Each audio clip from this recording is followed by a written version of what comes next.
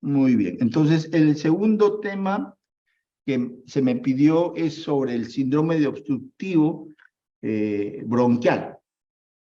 Miren, para hacer un poquito de historia del término de SOP, en los años 90, cuando hacíamos, todavía estamos de estudiantes y ya empezando un poco la residencia, se utilizaba indistintamente los términos de alergia bronquial, los términos de principios de asma, el término de bronquitis asmatiforme.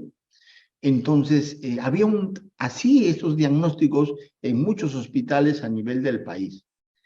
Entonces, colegas que fueron a rotar en Chile, vieron que ellos tomaban al SOP para diagnosticar a aquellos niños que tengan sibilancia menor de 2 años, le ponían el diagnóstico de SOP. Entonces, en esa oportunidad se usa este término de SOP para todo niñito con sibilancia menor de 2 años, para tratar de uniformizar en nuestro país. Pero en el tiempo ya han ido pasando se han implementado mejores alternativas para hacer diagnósticos definitivos de estas causas de sibilancia que vamos a tener. O sea, ya el término de SOP ha ido disminuyéndose como diagnóstico, sino que, como vamos a ver en nuestra ponencia, el SOP abarca una serie de enfermedades. Lo que caracteriza un SOP, como mencioné, es la sibilancia, ¿no? Que es un sonido musical que se produce pues, por la obstrucción de la vía aérea. Las sibilancias pueden ser ins o expiratorias, pero fundamentalmente más es expiratorio.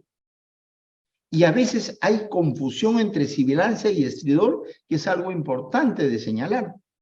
Recuerden que la sibilancia me indica una obstrucción de la vía aérea intratorácica, el estridor es obstrucción de la vía aérea extratorácica, fundamentalmente a nivel de laringe.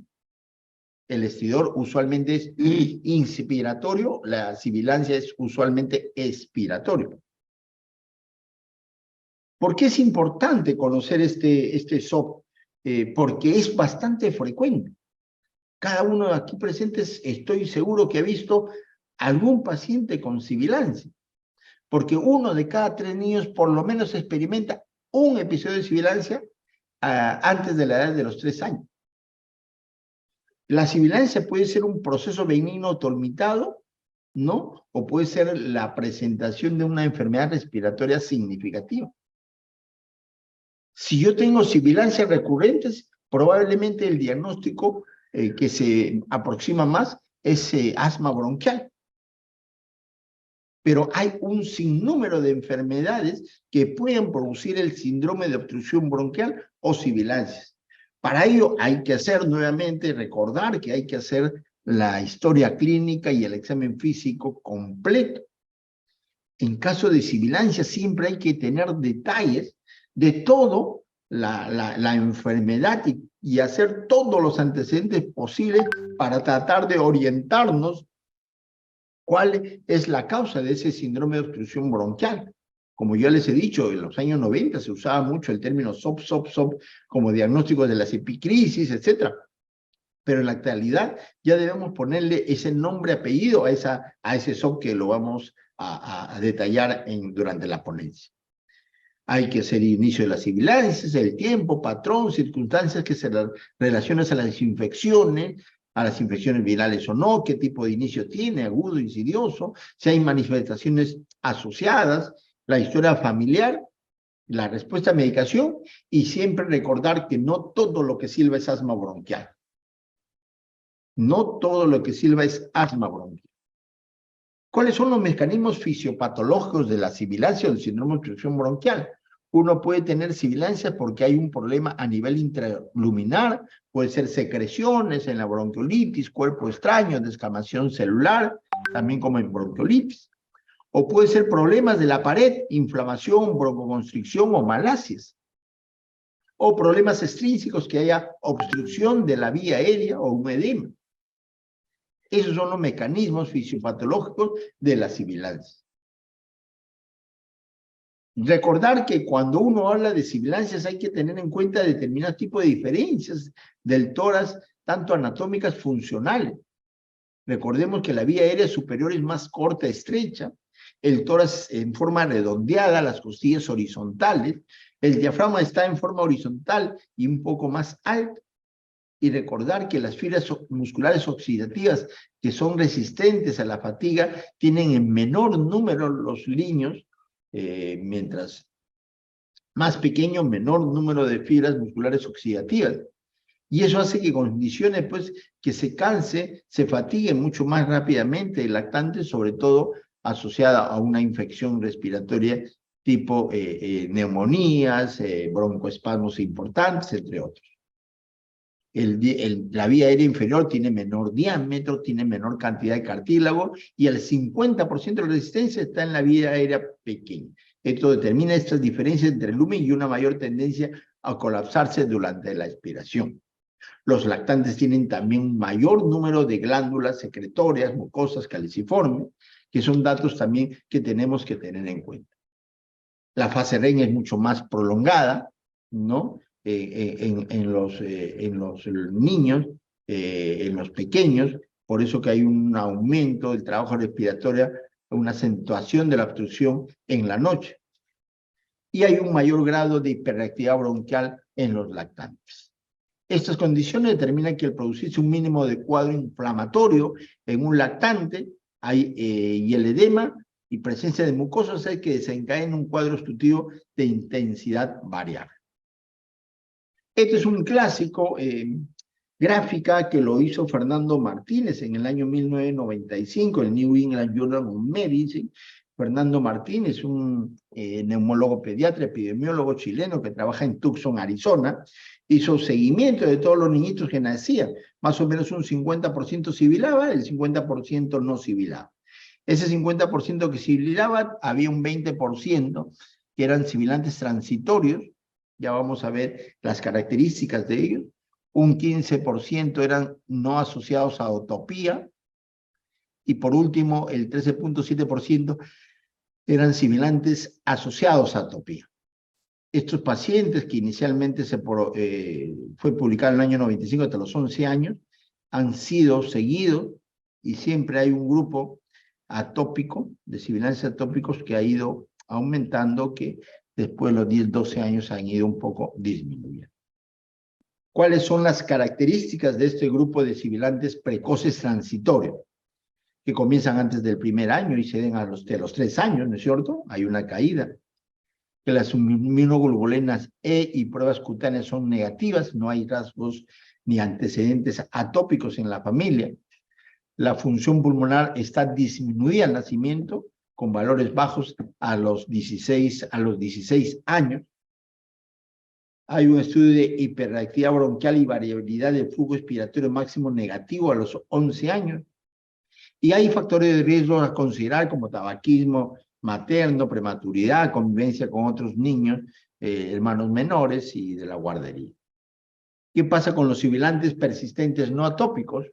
Obviamente no hay, la IgE y pruebas cutáneas son negativas, no son atópicos. Comienzan antes del primer año, pero persisten hasta los 6 años. La hiperreactividad bronquial disminuye con la edad. La función pulmonar es normal al nacimiento, con valores bajos a los 6, 11 años. Usualmente es un cuadro que suele desaparecer en la adolescencia. Pero las sibilancias atópicas son los pacientes que tienen pruebas cutáneas positivas, inmunoglobulina E positivo, se presentan después del primer año, y usualmente permanecen hasta los 15, 16 años. Tienen hiperreactividad bronquial, suelen persistir hasta la adolescencia, y la función normal es al nacimiento con un descenso a los 6 años, pero posterior estabilización por debajo de la normalidad. Esas son las características de esas sibilancias. Entonces, cuando nos enfrentamos a estos pacientes con sibilancias recurrentes, la primera pregunta que uno se hace y el papá se hace es si su niño va a ser asmático o no, o es asmático o no. Entonces, el índice predictor de asma, el IPA, ¿no? que lo publicó José Antonio Castro, un neumólogo peruano que trabaja en Chile, manifiesta que con el seguimiento de estos pacientes de Tucson, Arizona, plantea criterios mayores y criterios menores. Gilbert en el año 2016 añade algunas pruebas cutáneas con alergeno, pero el que más se utiliza es el de José Antonio Castro, en donde el criterio mayor es asma en papás, papá o mamá, o la presencia de un eczema, una dermatitis atópica en el paciente. Son criterios mayores. Y criterios menores, rinitis alérgica, sibilancia sin infección viral y la eosinofilia mayor de 4%. Si el paciente tiene sibilancias frecuentes, que se define como 3 o más episodios en los primeros 3 años, tiene un criterio mayor, ¿no? O 2 menores, entonces diremos que el IPA es positivo. El índice predictor de asma es positivo. Entonces, ¿qué es lo que sucede? Si el paciente tiene IPA positivo, 77% de posibilidad que sea asmático, ¿no? Hay muchas otras enfermedades que ocasionan sibilancias que están dentro de las causas de este síndrome de obstrucción bronquial. Causas infecciosas, fibrosis quística, inflamatorias, bronquiolitis, aspergilosis broncopulmonar alérgica, causas congénitas como fístula traqueosofágica o INH, tracomalacia, quiste broncogénico, anillo vascular, síndrome de aspiración. Tenemos al famoso enfermedad por reflujo gastroesofágico, hernias hiatales, anormalidades neuromusculares, mecánicos como tumor y linfomas, cardiogénicos, compresión del tórax y tumores en general. Entonces, vamos a ir rápidamente detallando estas causas de sibilancia o de síndrome de obstrucción bronquial.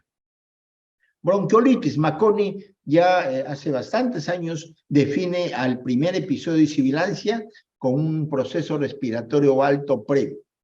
Se produce más comúnmente entre los 1 y 6 meses y es el sincicial respiratorio el más frecuente que produce bronquiolitis, más del 80-90%. Se hace investigaciones a través del IFI para ver qué virus está comprometido. La ribavirina tuvo su boom, pero era teratogénico, entonces se usa en casos muy especiales y en la placa hay atrapamiento de aire. Neumonía viral también es otra causa de sibilancias, ¿no? Usualmente pues está el sincicial influenza para influenza de adenovirus. Y en los últimos años el rinovirus, el metaneumovirus y ahora el COVID-19 son causas también de neumonías virales. El 90% son virus, ¿no? Son virus que pueden producir neumonía viral y la característica es el compromiso bilateral que da, compromiso intersticial. El paciente que nosotros vimos, subcrepitantes que me indica problema bronquiolar. Eso hace de que la posibilidad de neumonía viral como planteamiento diagnóstico es sumamente alta. Otra causa de sibilancia son las neumonías atípicas por clamidia, sobre todo la clamidia trachomatis que produce sibilancia en menores de 6 meses. Neumonía afebril, clamidia trachomatis, uroplasma, citomegalovirus son las causas de neumonía febril en menores de 6 meses. 50% de infecciones por clamidia pueden ir con conjuntivitis, 30% con eosinofilia. Otra causa, y es una urgencia en caso de sibilancias, es la aspiración de cuerpo extraño. Esta aspiración de cuerpo extraño ocurre en los primeros 5 años de vida, 3 años, que es poco frecuente en los 6-9 meses, y el motivo es porque ellos pues tienen esa curiosidad de introducirse cosas a la boca, ¿no? Entonces la inexistencia de molares para masticar bien los alimentos, frecuencia con que suelen llorar, reír, gritar, hacen de que ellos pues tengan más posibilidades de aspirar un cuerpo extraño. El diagnóstico es clínico, ¿no? Y la broncoscopía me puede indicar este cuerpo extraño, que la gran mayoría es, ¿no? Miren, la gran mayoría de cuerpos extraños no es como este caso que es radiopaco, no, es radiolúcido, la gran mayoría. Una placa también te puede ayudar. Definitivamente la broncoscopía es el gol estándar, pero una placa de tórax, cuando tú le pones de cúbito lateral, la parte lateral, miren que cuando se va sobre el chasis, la parte de pulmón sobre el chasis se pone un poco mucho más blanco, pero en caso de cuerpo extraño sigue siendo enfisematoso ese tórax. Por eso que se ve hiper claro. Entonces, esta es una de las formas que se te pueden ayudar a uno para hacer diagnóstico del cuerpo extraño si es que no se tiene una broncoscopía. Si quiero hacer el diagnóstico definitivo, tengo que hacerlo a través de una broncoscopía, ¿no? Una broncoscopía.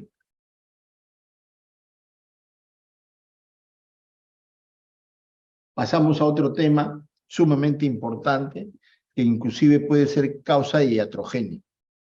¿Por qué? El edema agudo pulmonar produce sibilancias. Si ustedes tienen un edema agudo pulmonar, un paciente con insuficiencia cardíaca, ustedes imagínense que le van a nebulizar, darle un inotrópico positivo con un beta-2 agonista. ¿Qué va a pasar con ese paciente?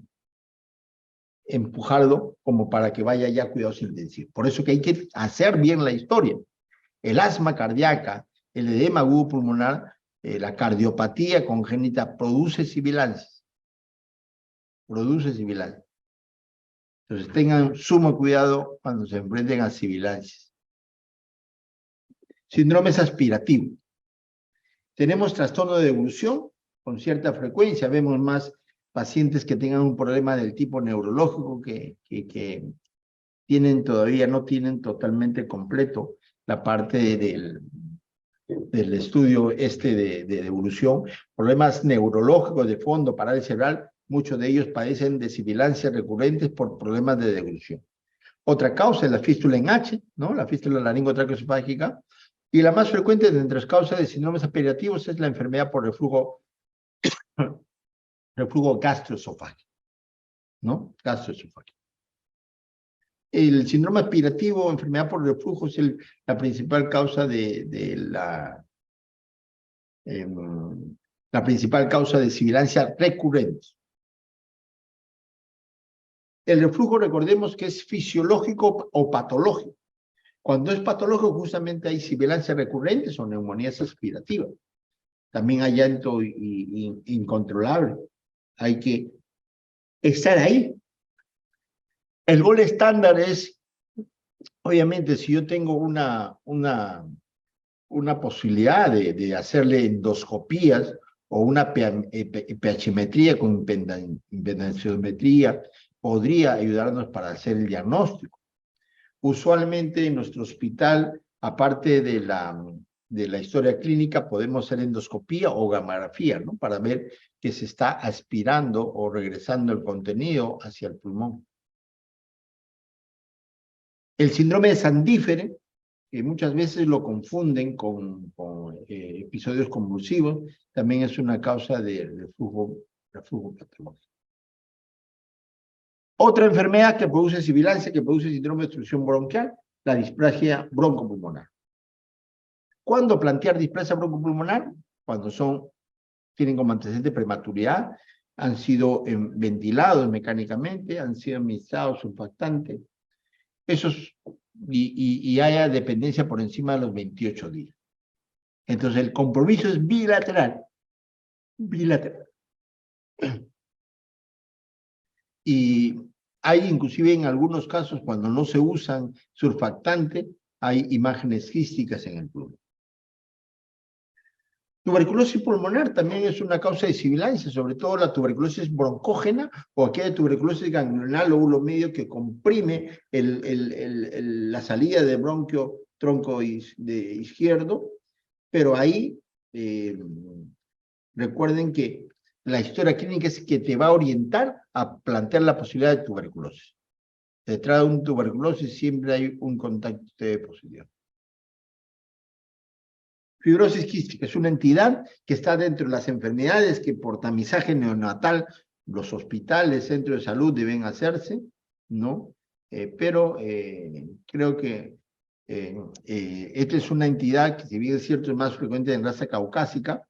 Tuve la suerte en los años 2000 de publicar 9 casos de posibles pacientes con fibrosis quística. Recuerden que en esa época no se hacía la iontoporosis por pilocarpina, que es el gold estándar, es el famoso test de sudor. Se sabe que la fibrosis quística, el enfermero, la enfermedad es hereditaria autosómica recesiva, y es en el brazo largo del cromosoma 7 donde está la alteración, ¿no? La alteración. Disquinesia ciliar también es una patología que produce sibilancia, no es frecuente, ¿no? Pero siempre pensarlo en aquellos pacientes que tengan sibilancia recurrente. Se llama el síndrome de Cartagener, situs inversus, sinusitis y bronquiectasias. Es la triada que se presenta en los pacientes que tienen Cartagener, ¿no? O sin disquinesia ciliar. Otra entidad que produce sibilancias recurrentes es la enfermedad crónica postinfecciosa, postviral. Para plantearlo tiene que pasar 4 semanas de tiempo de enfermedad en la que todavía persiste con tos, ronquera o silbido de pecho, ¿no? Si más de 4 semanas está con oxígeno dependencia, tiene placas anormales, planteen la enfermedad pulmonar crónica postinfecciosa, ¿no? Y ahí, por ejemplo, a la cabeza tenemos estas neumonías virales que persisten con oxígeno dependencia después de 4 semanas. Y dentro de las enfermedades pulmonares crónicas postinfecciosas tenemos a esta tomografía, este patrón de mosaico, ¿no? Miren este patrón de mosaico que existe, que se vio en COVID, ¿no? Que se vio en COVID. Otro diagnóstico diferencial es la persistente o problemas recurrentes estructurales. Las membranas laringe, estenosis traqueales, ya lo hemos, son causas de SOP persistentes recurrentes, no es frecuente, pero sí hay la traqueomalacia o broncomalacia. Miren, esta es una endoscopía, se ve el bronquio izquierdo bien, el bronquio derecho está mal. Aquí, si uno hace una tomografía, porque la tomografía es dinámico, miren, en un momento se disminuye la luz de la tráquea, ¿no? Los arcos aórticos, usualmente más que sibilancias, dan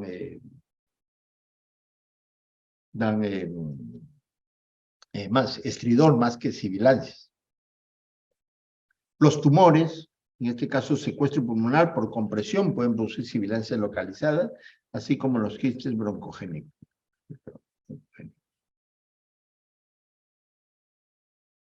Muchas gracias por su atención.